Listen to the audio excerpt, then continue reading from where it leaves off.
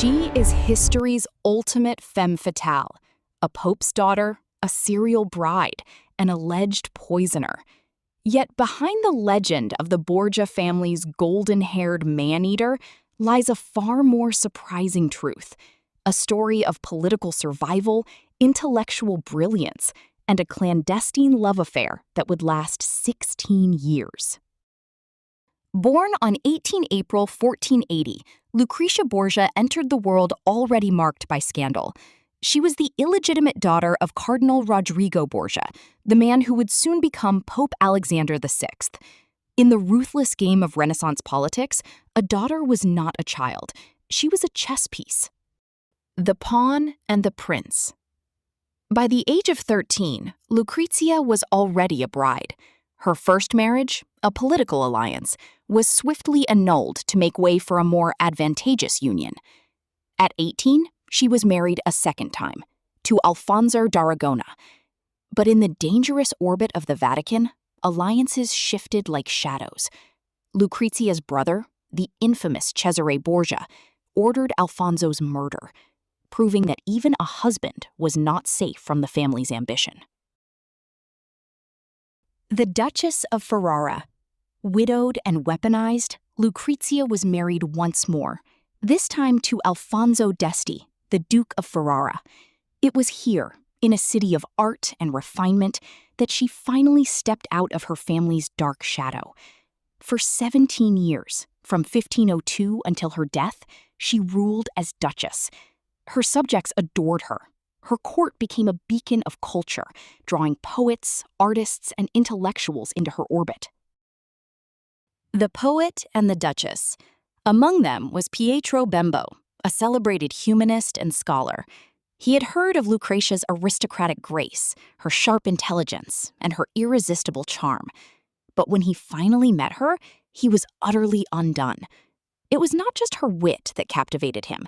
It was her radiant beauty and the cascade of long, blonde hair that framed her face. Bembo dedicated his work Gli Asolani to her, and from that moment, a secret, impossible love bloomed between the poet and the Duchess. They were eventually separated by the plague, but distance only deepened their bond. For 16 years, they exchanged a stream of passionate letters, some of the most exquisite love letters ever preserved.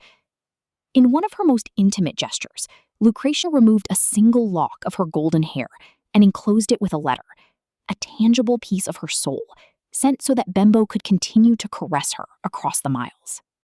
The slander of centuries. So why then do we remember her not as a refined duchess and muse, but as a ruthless poisoner? History, and popular imagination, chose a darker narrative. Lucrezia Borgia became the symbol of feminine evil, a man-eater who supposedly dispatched her enemies using a deadly concoction called cantarella. Legend says she and her family poured it into drinks and food, extinguishing rival after rival. Today, scholars believe these tales are almost entirely slander, a Gothic myth woven by the Borgia family's countless political enemies.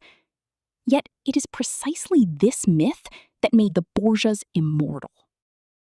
A final resting place. Lucrezia's life burned briefly and brightly. She died at just 39 years old, shortly after giving birth to her last child.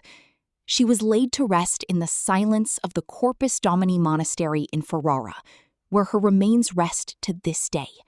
A quiet end for a woman whose name still echoes through the centuries. The image that endures.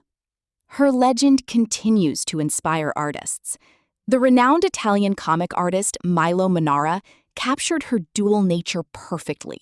The angelic beauty with the long blonde hair, forever walking the line between historical truth and scandalous myth.